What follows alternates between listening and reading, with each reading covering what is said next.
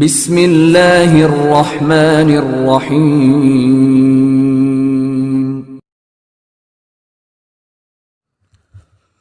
جنگ مقدس، چوتھی صلیبی جنگ کی المناک داستان، ایپیسوڈ نمبر 5۔ امیر تورنتائی کا یہ جواب سن کر سرائے کا مالک خوش ہو گیا تھا۔ پھر جلدی جلدی اس نے امیر تورنتائی کو کھانا پیش کیا۔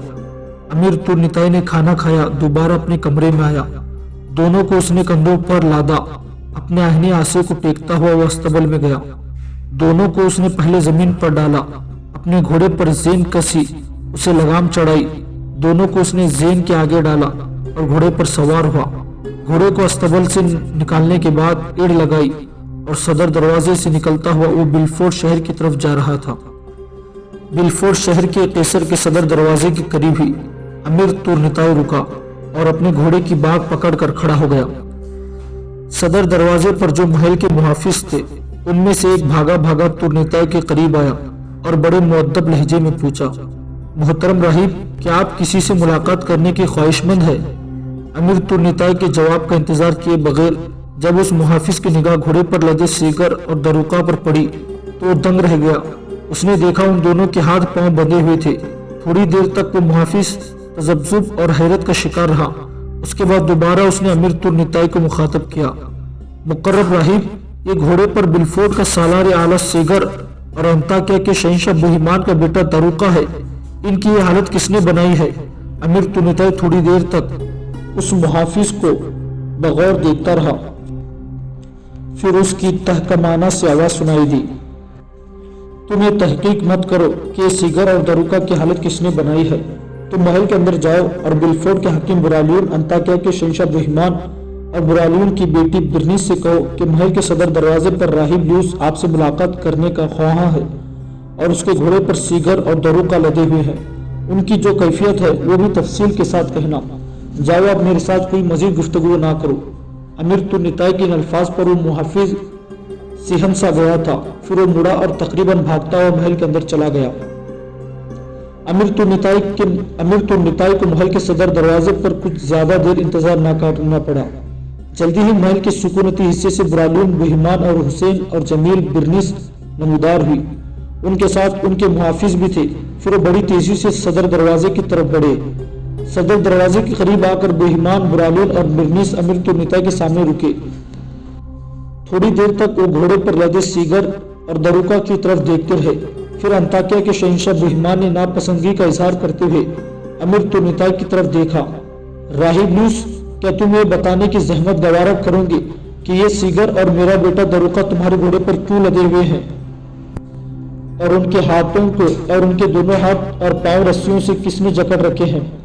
انطاکیہ کے شہنشاہ، جب تمہارا بیٹا دروقہ اور برالیون کا سپہ سالار اعلیٰ سیگر دونوں میرے گھوڑے پر لدے ہیں اور میں ہی ان کو لے کر آیا ہوں، تو ظاہر ہے کہ ان کی یہ حالت بھی میں نے ہی کی ہے۔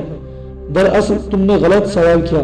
تمہیں مجھ سے یہ پوچھنا چاہیے تھا کہ ان کی کیا خطا ہے، ان کا کیا جرم ہے جس کے انہیں یہ سزا دی گئی ہے۔ تورنتائی نے بھی کسی قدر خفقفی کا اظہار کرتے ہوئے الفاظ ادا کیے تھے۔ اس بار برنیس آگے بڑھی۔ ہمدردی سے اس نے امیر تورنتائی کی طرف دیکھتے ہوئے پوچھنا شروع کیا، راہب لیوس، آپ کی بہادری، آپ کی شجاعت اور جوان مردی تو پہلے ہی ان دونوں پر ثابت ہو گئی ہے۔ میں جانتی ہوں ان دونوں کی حالت آپ بلا وجہ نہیں کر سکتے۔ کہیے ان کا کیا جرم ہے؟ امیر تورنتائی کے جواب دینے سے پہلے برالیون بھی بول پڑا، مقرب راہب لیوس، تفصیل سے کہیے آپ نے انہیں اس اذیت میں کیوں مبتلا کیا ہے؟ جواب میں امیر تورنتائی نے ایک سرسری نگاہ پہلے برنیس اس کے بعد برالیون پر ڈالی، پھر اس کی آواز بلند ہوئی، تو سنو برالیون کی بیٹی برنیس، انطاکیہ کے شہنشاہ بوہیمان اور بلفورڈ کے حکمران برالیون، آج میں سرائے میں اپنے کمرے کے اندر استراحت کر گیا تھا کہ اچانک میری اندر کی طاقتوں نے مجھے چوکنا کر دیا۔ میں جب اپنے کمرے کے صدر دروازے پر گیا تو وہاں چونکہ بڑی مشغلیں رات بھر چلتی رہی، لہٰذا میں ان دونوں کو سرائے میں داخل ہوتے دیکھ کر پہچان گیا تھا۔ اس وقت رات کافی گزر چکی تھی، لہٰذا ان کے اس وقت سرائے میں داخل ہونے پر میں نے خطرہ محسوس کیا۔ دونوں سیدھے سرائے کے مالک کے پاس گئے۔ میں بھی اپنے کمرے کا دروازہ بند کر کے ان کے نزدیک ہو کر ان کی گفتگو سننے کی کوشش کرنے لگا۔ یہ دونوں سرائے کے مالک کے پاس گئے، اس سے بڑی رازدارانہ گفتگو کی اور یہ ساری گفتگو میرے قتل سے متعلق تھی۔ سرائے کے مالک نے انہیں بڑا منع کیا کہ راہب لوس کو قتل مت کرنا، اس کے قتل سے یہاں کے راہب اور پادری ایک شور، ایک انقلاب برپا کر دیں گے۔ لیکن ان دونوں نے کہا کہ لوس کے قتل کی کسی کو کانوں کان خبر نہ ہوگی۔ اس طرح دھمکی امیز لہجہ اختیار کرتے ہوئے انہوں نے سرائے کے مالک کو اپنی بات منوانے پر مجبور کر دیا۔ اس کے بعد میرے قتل کے لیے میرے کمرے کی طرف بڑھے۔ ان کی ساری گفتگو سن کر میں پہلے ہی چوکنا ہو گیا تھا، لہٰذا اپنے کمرے کے قریب ہی ایک دیوار کی اوٹ میں چلا گیا۔ جب ایک میرے کمرے میں داخل ہونے لگے تو سیگر پر پہلے میں نے اپنی تلوار کا دستہ آزمایا، ایک سخت ضرب اس کی گردن پر لگائی، اسے عودہ منہ سا کر دیا۔ اس کے بعد میں داروگا کے خلاف حرکت میں آیا، یہاں تک کہ میں نے دونوں کو قابو کر لیا۔ ان کے ہاتھ پاؤں باندھ کر ساری رات میں نے انہیں اپنے کمرے کے کونے میں ڈال دیا۔ صبح اپنے گھوڑے پر بیٹھ کر انہیں یہاں لے آیا ہوں۔ اب میں انطاکیہ کے شہنشاہ بہیمان اور بلفورٹ کے حکمران برالون سے گزارش کروں گا کہ یہ دونوں میرے خیال میں انتہا درجے کے مجرم ہیں، لہٰذا ان کی سزا تجویز کی جائے۔ میں چاہتا تو رات جس وقت یہ مجھ پر حملہ کرنے گئے تھے اسی وقت ہی ان دونوں کی گردنیں کاٹ کر اپنا معاملہ پادریوں کی عدالت میں پیش کر دیتا، تو برالون یاد رکھنا تمہاری اپنی حکمرانی خطرے میں پڑ جاتی۔ لیکن میں ایسا نہیں کیا، میں نے بڑی رازداری سے کام لیا اور ان دونوں کو ہاتھ پاؤں باندھ کر تمہارے پاس لایا ہوں۔ اس وقت کسی پادری، کسی راہب کو یہ معلوم نہیں ہو سکا کہ رات کے وقت یہ دونوں مجھ پر حملہ ور ہونے آئے تھے۔ اگر یہ خبر بشپ فیروز یا دوسرے پادریوں کو ہو گئی تو یاد رکھنا بلفورٹ شہر میں کسی وقت ایک ہنگامہ اٹھ کھڑا ہوگا کہ برالون اپنے کمانڈری سے کہو کہ جو کچھ میں نے کہا ہے سچ ہے یا جھوٹ۔ برالون تھوڑی دیر تک کچھ سوچتا رہا، اس کی گردن جھکی رہی، پھر عجیب مایوسی اور لاچارگی میں امیر تورنتائی کی طرف دیکھا۔ راہب لوس، تمہارا کہنا درست ہے۔ اگر یہاں کے بشپ فیروز اور دیگر پادریوں کو علم ہو گیا کہ ان دونوں نے رات کے وقت آپ پر حملہ ور ہونے کی کوشش کی ہے تو ان کا معاملہ پادریوں کی عدالت میں پیش کر دیا جائے گا، اور مجھے امید ہے کہ پادریوں کی عدالت ان دونوں کو مسلوب کرنے کا حکم دے گی، اس لیے کہ پادری پہلے ہی راہب لوس آپ سے بے حد خوش اور ان دونوں کے خلاف ہیں۔ اس لیے انہوں نے میرے محل کے اندر مقابلہ کے دوران راہبانیت اور تمہارے راہب ہونے کے خلاف زہر افشانی کی تھی۔ اس سے پادریوں نے انتہا درجہ ناپسند کیا تھا۔ راہب لوس، چونکہ تم نے ان دونوں سے مقابلہ جیتا تھا، لہذا پادریوں اور راہب تمہیں اپنی پسندیدہ شخصیت خیال کرنے لگے ہیں، اور اگر یہ معاملہ ان کی عدالت میں پیش کر دیا گیا تو مجھے 100% یقین ہے کہ سیگر اور داروگا دونوں کو مسلوب کرنے کا حکم دے دیں گے۔ راہب لوس، میں تمہارا شکر گزار ہوں کہ تم یہ معاملہ پادریوں کی عدالت میں نہیں پیش کیا بلکہ میرے پاس لے آئے ہو۔ راہب لوس، تمہارے سامنے ہی میں ان دونوں کا فیصلہ کرتا ہوں۔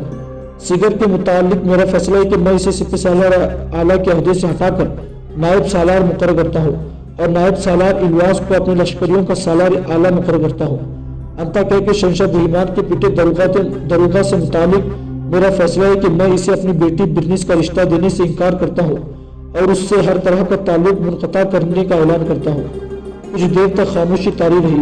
اس کے بعد بلفورٹ کا حکمران برالون نے اپنی حسین اور جمیل بیٹی برنس کی طرف دیکھا۔ برنس، میری بیٹی، میں نے جو فیصلہ دیا ہے اس کے متعلق تمہارا کیا خیال ہے؟ برنس کچھ دیر تک سوچوں میں کھوئی رہی۔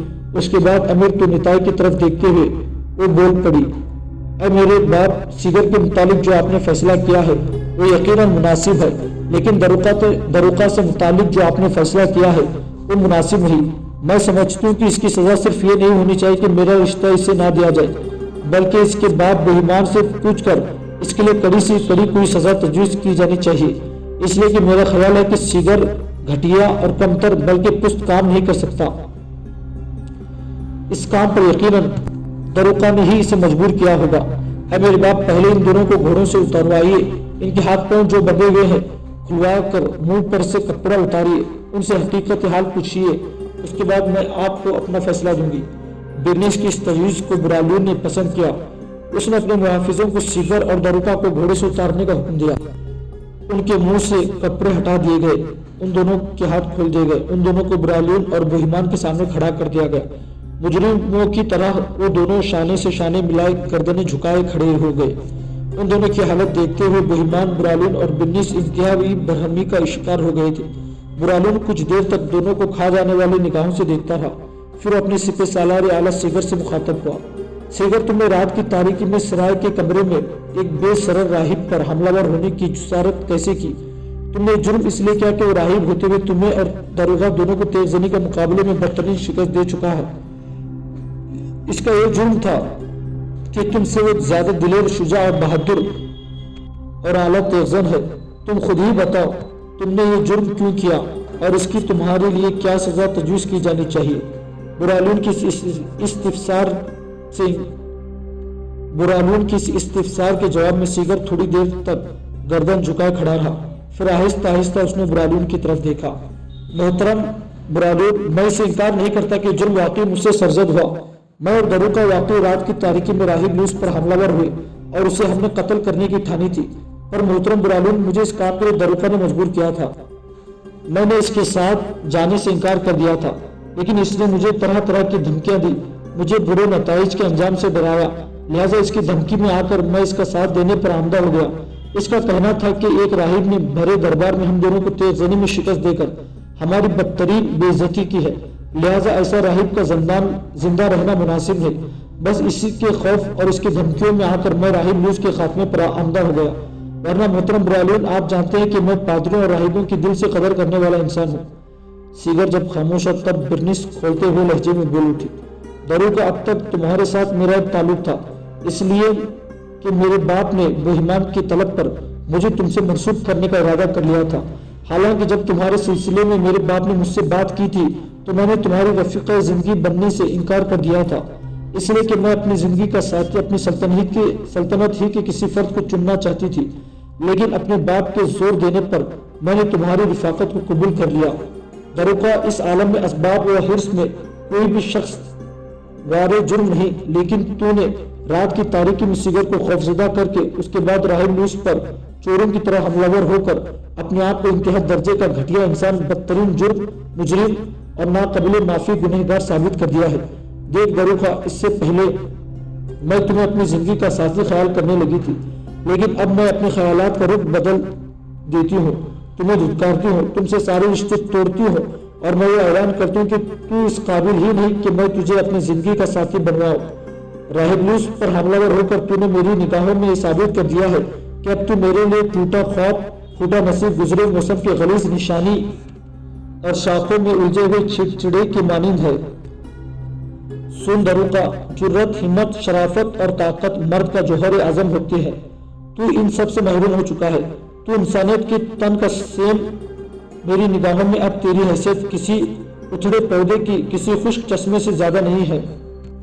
دیکھ دروکا، تیری اور سیگر کی خوش قسمتی ہے کہ تم موت کے منہ سے بچ نکلے ہو، ورنہ جس وقت تم محترم لوس پر حملہ ور ہوئے تھے تو مجھے یقین تھا کہ لوس اگر رات کی تاریکی میں تم دونوں سے ٹکراتا تو موت کا آہنی پنجہ، درد کا ہزار گھاؤ اور رگ و جان میں زہر بھر جانے والے عناصر کی طرح تم پر چھاتے ہوئے تم دونوں کا کام تمام کر دیتا، لیکن میں سمجھتا ہوں کہ راہب لوس کی شرافت، جرت مندی، شجاعت اور فراخ دلی ہے کہ تم دونوں کا معاملہ ہمارے سامنے پیش کر دیا، اور اگر یہ معاملہ وہ پادریوں کی عدالت میں لے جاتا تو سنو، اب تک پادری تم دونوں کو مصلوب کرنے کا فیصلہ دے چکے ہوتے۔ دروکا سے نگاہ ہٹا کر برنس نے انطاکیہ کے شہنشاہ بہیمان کی طرف دیکھا۔ محترم بہیمان، آپ کے اور میرے باپ برالون کے زور دینے پر میں نے دروکا سے زندگی بھر کے رشتے کو قبول کر لیا تھا، اب میں اس رشتے کو ختم کرتی ہوں۔ میں دروکا سے ایسی نفرت کرنے لگی ہوں جس کا کوئی اندازہ نہیں کر سکتا۔ میرے خیال میں اسے ابھی اور اسی وقت ہمارے محل اور سلطنت سے کوچ کر دینا چاہیے۔ مجھے خدشہ ہے کہ اس نے اگر مزید یہاں قیام کیا اور پادریوں کے کانوں میں بھنک پڑ گئی کہ ان کے ساتھی راہب لوس کو نقصان پہنچانے کی کوشش کی ہے تو پادری اپنی عدالت میں اس کا مقدمہ لے جائیں گے تو خفیہ طریقے سے اس کا خاتمہ کر کے رکھ دیں گے۔ برنس کی اس گفتگو سے بہیمان ایک طرح کا خوف زدہ ہو گیا، فوراً بول پڑا، برنس میری بیٹی، اس میں کوئی شک نہیں کہ میرے بیٹے دروکا نے ایک گھنونا جرم کا ارتکاب کیا ہے اور اس کے لیے اس کی اتنی سزا کافی ہے کہ تم نے اس سے سارے رشتے منقطع کر لیے ہیں۔ میں آج اور اسی وقت اسے یہاں سے لے کر کوچ کر جاؤں گا۔ میں جاتا ہوں اور اپنی رخصت ہونے کی تیاری مکمل کرتا ہوں۔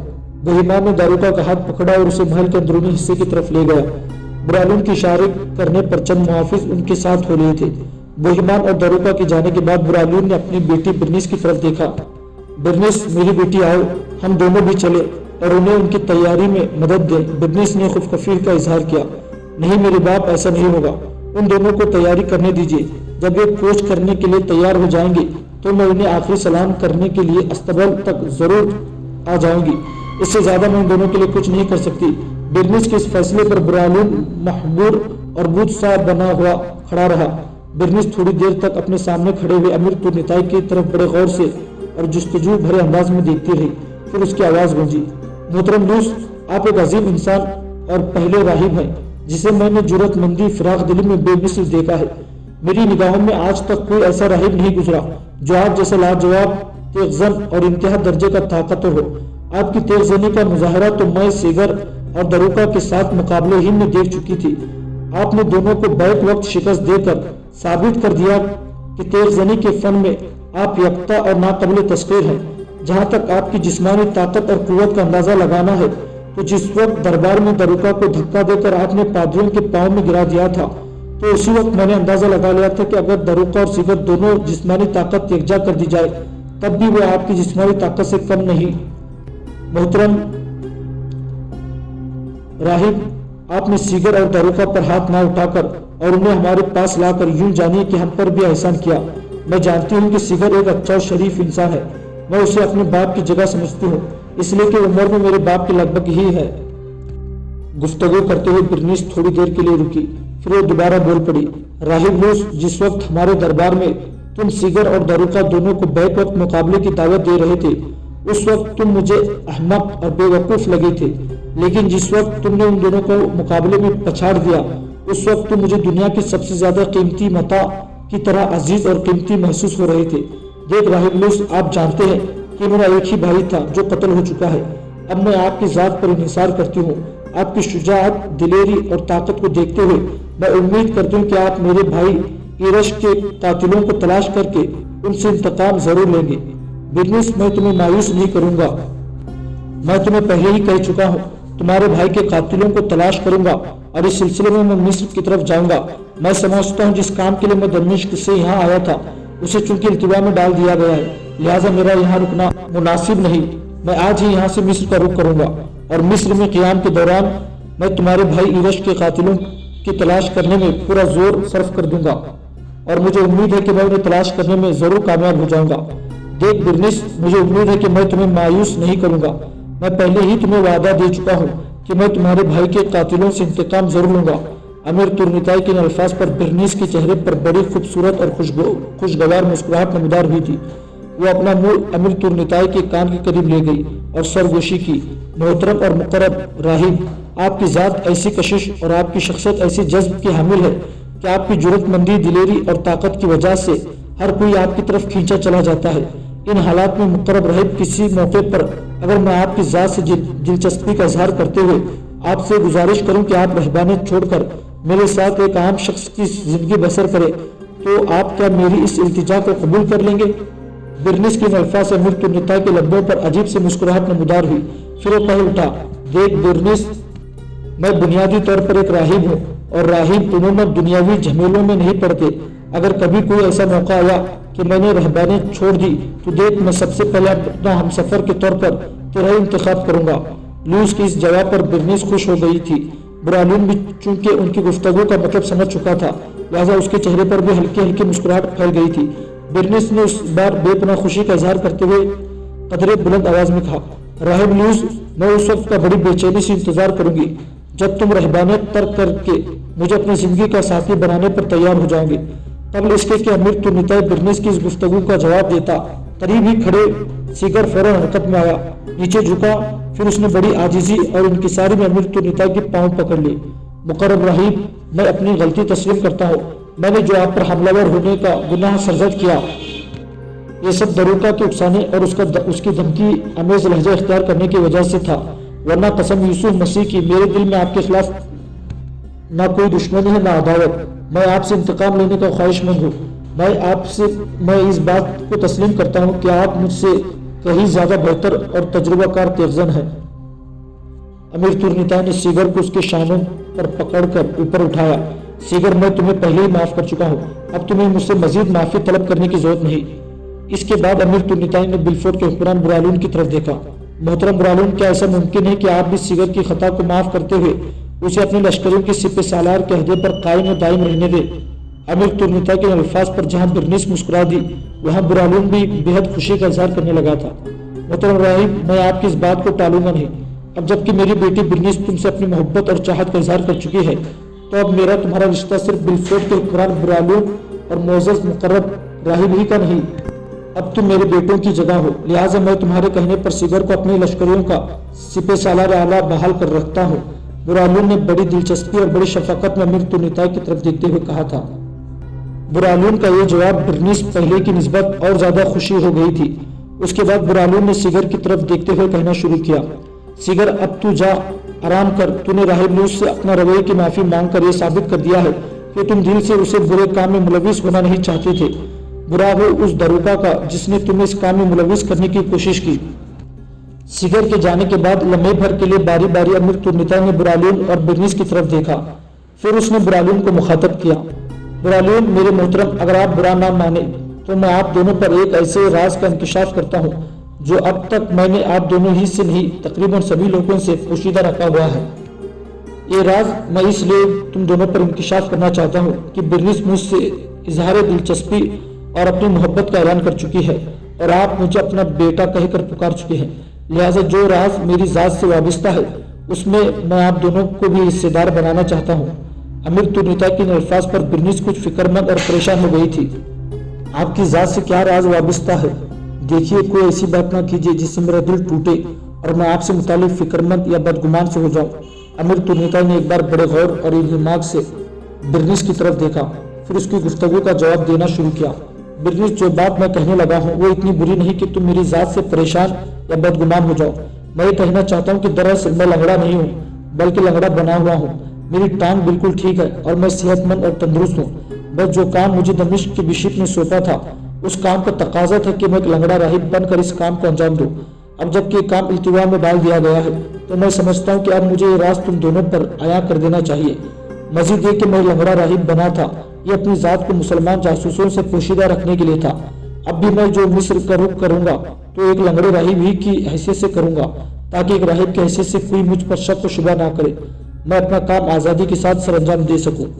तुर्निताई के इस इंकशाफ पर बर्नीस गुंजों में सिमटी खुशबू की तरह मुस्कुरा उठी। लगता था अमीर तुर्निताई के इस इंकशाफ ने उसे रूप के जादू, उसके चश्म में नोशी और मशाने जहन को अंबर कर दिया था। थोड़ी देर तक वो धीमे धीमे मुस्कुराती रही और भागकर आगे बढ़ी और अपने बाप बुरालून की मौजूदगी में बेपरवाह किए बगैर वो अमीर तुर्निताई से बगलगिर हुई और उसकी पिशानी गाल मुंह उसने बड़ी तेजी से चूम लिया। फिर वो पीछे हटे, उसके साथ ही उसकी मुस्कुराती और गुनगुनाती आवाज बुलंद हुई, अब मैं आपको राहिब कहकर नहीं पुकारूंगी। आपके इस इंकशाफ में मैं समझ गई हूँ कि आप हकीकी मानों में राहिब नहीं थे बल्कि बनाए गए हैं और अब आज से आप मेरी जिंदगी के साथी और मेरी जियत की मंजिल है। आपने ये नया इंकशाफ करके गोया मेरी सांसों के चुंगल में एक बेसाख्ता एहसास, मेरी यादों के आंगन में बहारों में उड़ते फूल, खुश रंग कलियां और मोहब्बत के वादे भर कर रख दिए हैं। आप वो पहले मर्द हैं जिसने मेरी अजनबियत को शनासाई के सुनहरे लम्हों में डाल रख दिया है। मोहतरम दोस्त, आज के बाद आप मेरी रूह के राज, मेरे दिल की शादाबी, मेरी कायनात के इसरार की गहर खुशाई, मेरे तमन्नाओं की धन और मेरी उम्मीदों की धनक है। आपके मिस्र जाने के बाद मैं आपकी फिरकत, आपके हिजर में सायों में उलझते हुए बड़ी बेचैनी से आपकी वापसी का इंतजार करूंगी। मेरे मोहतरम, अब मैं ये कहते हुए आर और शर्म महसूस नहीं करती कि जिस वक्त आपने हमारे कैसर में बैक वक्त सिगर और दरोगा को तेजनी के मुकाबले में बदतमीज शिकस्त दी थी, धोखा देकर दरोगा ने जब आप पर हमला करने की कोशिश की तो आपने उस पर काबू पाया। हकीकी तौर पर उसी वक्त ही मैं आपकी तरफ खींची चली गई थी और मैंने बातिनी तौर पर कई बार अपने दिल में इस बात का ख्याल किया था कि काश आप राहिब ना होते तो मैं ऐलानी तौर पर आपको अपनी जिंदगी का साथी बनाने का ऐलान करती और सबके सामने दरोगा से अपनी लाताल्लुकी और नफरत का इजहार कर देती। मैं समझती हूँ मैं आपके लिए ही पैदा हुई हूँ और मेरी जिंदगी का साथी बनना सिर्फ आप ही को जेब देता है। अब जबकि आप आज मिस्र जाने का इरादा कर चुके हैं तो मैं गुजारिश करूंगी कि अगर आप मेरे भाई के कातिल का खोज लगाने में कामयाब हो या ना हो, आप जल्दी ही बिलफोर्ड की तरफ लौटेगा। मैं बड़ी बेचैनी से आपका इंतजार करूंगी। अगर आप कातिलों को तलाश करने में कामयाब ना हो फिर भी आपका साथ दूंगी। हम दोनों मिलकर अपने भाई के कातिलों को तलाश कर लेंगे। मुझे उम्मीद है कि हम दोनों शाना बस से शाना मिलाकर अपने काम की इब्तिदा करेंगे तो कामयाबियां जरूर हमारे कदम चूमेंगी। यहाँ तक कहने के बाद बर्नीस जब खामोश हुई तो تو उसका बाप बुरालून थोड़ी देर तक हल्की हल्की मुस्कुराहट में कभी बिरनीस की तरफ देखता, कभी उसकी निगाहें अमीर तुर्निताई पर जम जाती। फिर उसने गोया अपना फैसला दिया, बिरनीस और लूस, मैं इंतहा दर्जे का खुश हूँ कि तुम दोनों एक दूसरे को पसंद कर चुके हो और एक दूसरे को अपनी जिंदगी का साथी चुन चुके हो, खुसूसियत के साथ तुम्हारे इस इंकशाफ पर कि तुम हकीकी मानों में लंगड़े नहीं हो, मैं बेपनाह खुशी और मसरत महसूस कर रहा हूँ। क्या मैं ये भी समझ लूँ कि तुम बुनियादी तौर पर राहिब नहीं हो? बुरालून के इस सवाल पर बिरनीस भी चौंक कर अमीर तुर्निताई की तरफ देखने लगी थी। उसी दौरान अमीर तुर्निताई की आवाज सुनाई दी, मोहतरम बुरालून, आपका कहना दुरुस्त है, मैं बुनियादी तौर पर एक राहिब नहीं बल्कि एक उम्दा किस्म का तेज़न हूँ। इसी बिना पर दमिश्क के बिशीफ ने मेरा इस काम के लिए इंतखाब किया, इसलिए कि किताबचे यहाँ से दमिश्क के लिए जाना जान जोखों में डालना था और एक सादा किस्म का राहिब नहीं कर सकता था। बस मुझ जैसे तेज़न को लंगड़े राहिब का रूप दे दिया गया और इस काम पर मुकर्रर किया गया। मेरे इस राज से आपका बिशप फिरोज भी पूरी तरह वाकिफ और आगाह है और उसके पास वो पादरी जो किताबचों की किताबत करने पर मामूर है, वो भी मेरे इस राज से वाकिफ है।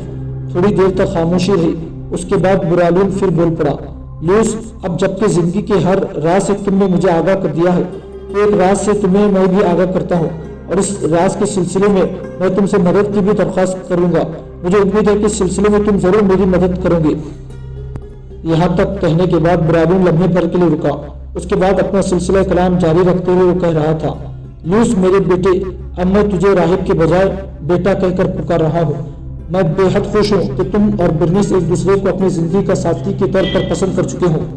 देख लूस मेरे बेटे, जो बात मैं तुमसे कहना चाहता हूँ वो ये कि दरिया लितानी के किनारे थोड़ा सा जुनूब की तरफ जाए तो एक बस्ती है, उसका नाम सूसा है। अमीर तुर्निताई दरमियान में फर्म बोल पड़ा, मैं उस बस्ती को खूब अच्छी तरह जानता हूँ और चंद रोज उसमें क़याम भी कर चुका हूँ। आप कहिए क्या कहना चाहते हैं? बुरालून ने फिर सिलसिला शुरू किया, लूस, सूसा नाम की इस बस्ती में एक यहूदी है, उसका नाम आमूज है। वैसे तो सूसा में ज्यादातर यहूदी आबाद हैं, बहुत कम वहाँ नसरानी और मुसलमान रहते हैं और सूसा की बस्ती ये यहूदी इंतहा दर्जे के अमीर और साहिब सरवत है। इन सब यहूदियों में अमीर और साहिब सरवत आमूज है और ये उस बस्ती का एक तरह से सरगर्दा और सरदार भी है। इस आमूज की एक बेटी है, उसका नाम रूदा है। मैंने उस जिंदगी में उस जैसी खूबसूरत लड़की आज तक नहीं देखी। देख लूस, मेरे पास अल्फाज नहीं है जो मैं इस्तेमाल करके रूदा की खूबसूरती, उसके शबाब, उसके कद काट और खद्दो खाल की तारीफ कर सकूं। बहरहाल मैं इतना कह सकता हूँ कि लड़की नौ उम्र होने के साथ साथ अब अपनी जवानी, अपने शबाब और अपनी खूबसूरती और अपने हुस्न में बेमिसाल और लाजवाब है। लूस, रूदा नाम की इस लड़की को मैं पसंद कर चुका हूँ और उसे अपने हरम में दाखिल करना चाहता हूँ, लेकिन रूदा उसके लिए तैयार नहीं है। मैंने रूदा और उसके बाप आमूस को तरह तरह का लालच और लब्बो लहजा देकर किसी न किसी तरह रूदा को मेरे साथ शादी करने पर आमदा करने की कोशिश की, लेकिन अभी तक रूदा उस पर तैयार नहीं है। मैंने रूदा और उसके बाप पर निगाह रखने के लिए कुछ मुस्लिम जवान भी सूसा नाम की बस्ती में मुतय्यन कर रखे हैं ताकि रूदा बस्ती से भागकर कहीं जाने न पाए। मुझे शक है कि वो मेरे साथ शादी नहीं करना चाहती और सूसा से निकलकर अपने किसी रिश्तेदार के यहाँ रूपोश हो जाना चाहती है, जबकि मैं नहीं चाहता कि वो सूसा से भागे। मैं हर सूरत में उसके साथ शादी करना चाहता हूँ। लूस, इससे पहले मेरी दो बीवियां थी, एक बिरनीस की माँ और एक मेरी दूसरी बीवी थी, दोनों ही मर चुकी है। मैं जिंदगी के साथ जरूरियात महसूस करता हूँ और मैं समझता हूँ कि इसके लिए रूदा से बढ़कर कोई और लड़की हो ही नहीं सकती। लूस मेरे बेटे, तू जब आज यहाँ से मिस्र की तरफ जाए तो मेरे खातिर रास्ते में यहूदियों की इस बस्ती में क़याम करना जिसका नाम मैंने तुम्हें सूसा बताया है। वहाँ तुम आमोस से जरूर मिलना और उससे इल्तिजा करना कि वो हर सूरत में अपनी बेटी रूदा को मेरे साथ ब्याह करने पर आमदा करे। मैं अब मजीद इंतजार नहीं करूंगा और रूदा मेरे साथ शादी पर आमदा ना हुई तो मेरी तरफ से तुम आमोस को धमकी देना कि उसकी सारी जायदाद और सारे बागात जब्त कर लिए जाएंगे और दोनों बाप बेटी को दरिया लितानी के किनारे मसलूफ कर दिया जाएगा। बुरालून जब खामोश हुआ तो अमीर तुर्निताई ने बड़ी हमदर्दी और नरमी में कहना शुरू किया। बुरालून जब खामोश हुआ तो अमीर तुर्निताई ने बड़ी हमदर्दी और नरमी में कहना शुरू किया। बुरालून, इस सिलसिले में बिल्कुल बेफिक्र रहें। मुझे उम्मीद है कि मैं आपका काम जरूर करके रहूंगा। यहूदी रईस आमूस से भी मिलूंगा, उसकी बेटी रूदा से भी मुलाकात करने की कोशिश करूंगा और मुझे उम्मीद है कि मैं बाप और बेटी दोनों को आपकी ख्वाहिश पर आमदा करने में कामयाब हो जाऊंगा। मुझे उम्मीद है कि रूदा आपके साथ शादी करने पर तैयार हो जाएगी। अमीर तुर्निताई की इस गुफ्तगू पर बुरालून आगे बढ़ा। पूरी शिद्दत से उसने अमीर तुर्निताई को अपने साथ लिपेट लिया और उसकी पेशानी चूमी। देख लूस, अगर तुम मेरा एक काम कर गुजरे तो मैं समझता हूँ तुमसे बढ़कर इस दुनिया में मुझे कोई अजीज ही नहीं होगा। यहाँ तक कहते कहते बुरालियून रुक जाना पड़ा, इसलिए कि उसने देखा कि अंताकिया के शहंशाह बुहिमान और उसका बेटा तरूका अपनी ज़ाती मुहाफिजों के नरगे में केसर के अस्तबल के करीब नमूदार हुए थे। इस पर बुरालियून ने चौंकते हुए बिरनिस की तरफ देखा। बिरनिस, मेरी बेटी आओ, बुहिमान और उसके बेटे दरुका को रुखसत करे। बिरनिस ने लाताल्लुकी जैसा इजहार किया। ऐ मेरे बाप, अब मेरा दरुका से कोई ताल्लुक नहीं। न कभी मैंने उसे पसंद किया, न कभी मैंने उस पर अपनी चाहत निछावर की, न ही मेरा बुहिमान से कोई वास्ता है। आप अकेले जाएं और उन दोनों को रुखसत करके आए। ऐ मेरे बाप, मैंने अपनी मंजिल पा ली है, अब मैं अपनी मंजिल छोड़कर इधर उधर नहीं अटक सकती। बिरनिस के इस जवाब पर बुरालियून के चेहरे पर मुस्कुराहट नमूदार हुई। फिर वो महल के अंदर चला गया। थोड़ी देर बाद बुरालियून बुहिमान और दरुका को उनके मुहाफिजों के साथ महल के सदर दरवाजे की उस जगह लाया जहां अमीर तुर्निताई और बिरनिस खड़े थे। इस मौके पर दरुका ने अजीब से अंदाज में बिरनिस की तरफ देखा, लेकिन बिरनिस ने उसकी तरफ पीठ की। जब बुहिमान और दरुका को बुरालियून ने अलविदा कहा तो दोनों बाप बेटा अपने मुहाफिजों के साथ वहां से कूच कर गए थे। बुहिमान और दरुका के जाने के बाद बिरनिस ने अपने बाप बुरालियून को मुखातब किया। ऐ मेरे बाप, मैं लूस को अपने जाती कमरे में ले जा रही हूँ, क्योंकि उन्होंने आज मिस्र की तरफ रुखसत हो जाना है। लिहाजा मैं अपने मुस्तकबिल के मुताबिक उनसे तफसील के साथ गुफ्तगू करना चाहती हूँ। बिरनिस की इस गुफ्तगू का जवाब मुस्कुराते हुए, सर हिलाते हुए बुरालियून ने दिया। जवाब में बिरनिस के चेहरे पर भी मुस्कुराहट नमूदार हुई। फिर आगे बड़े प्यारे अंदाज में अमीर तुर्निताई का हाथ उसने अपने हसीन और प्यारे हाथ में लिया। फिर उसने झहकते हुए आवाज में कहा, आइए मेरे साथ। अमीर तुर्निताई जब आसे के सहारे लंगड़ा कर चलने लगा तो बिरनिस ने किसी कदर नापसंदगी का इजहार करते हुए कहा, आप इस आसे को छोड़ क्यों नहीं देते? सीधा होकर चलिए, ताकि मैं ये जानूं कि मेरे मुस्तकबिल का और मेरे जिंदगी का जो साथी है और रफीक है उसमें किसी तरह का कोई ऐब नहीं। जवाब में अमीर तुर्निताई ने फौरन बोल पड़ा, बिरनिस, ये भी एक भेद है। मेरा यूं लंगड़े राहिब की हैसियत से रहना ही बेहतर और अच्छा है, इसी में मेरी हिफाजत पना है। और फिर ये कि तुम जानते हो कि मैं आज ही मिस्र की तरफ कूच कर रहा हूँ और वहां मुझे एक लंगड़े राहिब के भेष में रहकर अपने काम की इब्तिदा करना होगी, और अगर मैंने ऐसा ना किया तो वहां मेरे लिए मुश्किलात खड़ी हो सकती है। तो निताई के इस जवाब से बिरनिस खुश हो गई। फिर उस केसर के अंदर अपने जाती कमरे में ले गई। दोनों एक ही नशिस्त पर पहलू ब पहलू मिलाकर बैठ गए। बिरनिस ने अमृत निताई को मुखातब किया, ल्यूस मेरे हबीब, जो काम मेरे बाप ने तुम्हें सौंपा है उसे हरगिज पाए तकमील को नहीं पहुंचाना। मैं नहीं चाहती कि मेरा बाप आमोस नाम की यहूदी रईस की हुसैन और जमील बेटी रुदा से शादी करके इस तरह जब रुदा यहाँ आएगी तो मेरी जिंदगी की तल्ख बना कर रख देगी। उसके आने से मेरे लिए दो तरह की तलखियाँ उठेंगी। पहली है कि वो मुझसे भी ज्यादा हसीन, पुरजमाल और पुरशादाब है, फिर मैं उसे सौतेली माँ के रूप में कैसे बर्दाश्त और पसंद करूंगी।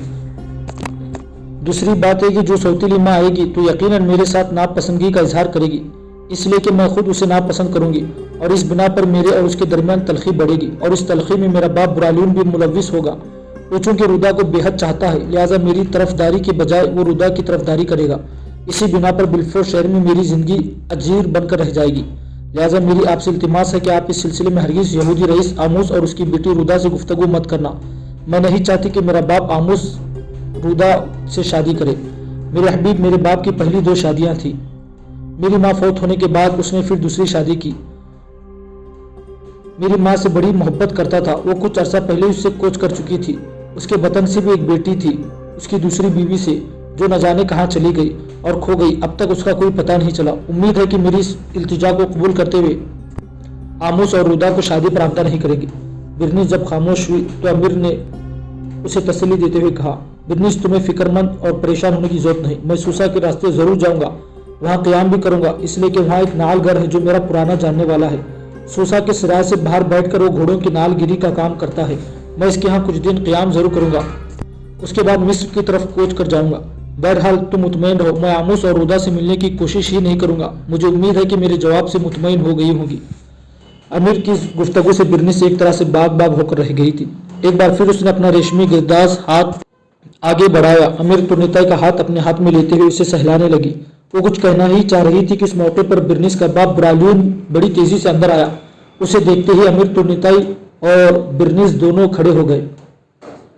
उन्होंने देखा बुरालियून बदहवासी और फिक्रमंदी में था। उसकी हालत देखते हुए बिरनिस कुछ पूछना ही चाहती थी कि बुरालियून खुद बोल पड़ा, मैं तुम दोनों के लिए एक इंतहाई बुरी खबर लेकर आया हूँ। बल्कि यूं जानो कि ये खबर छोटी छोटी कई खबरों पर मुश्तमिल है। पहली बुरी खबर है कि बिलफोर्ड की बिशप फिरोज को किसी ने हिलाक करके रख दिया है और दरिया लितानी में फेंक दिया। उसका गला घोटकर उसे मारा गया। थोड़ा सा आगे जाकर उसकी लाश कहीं किनारे पर लगी थी।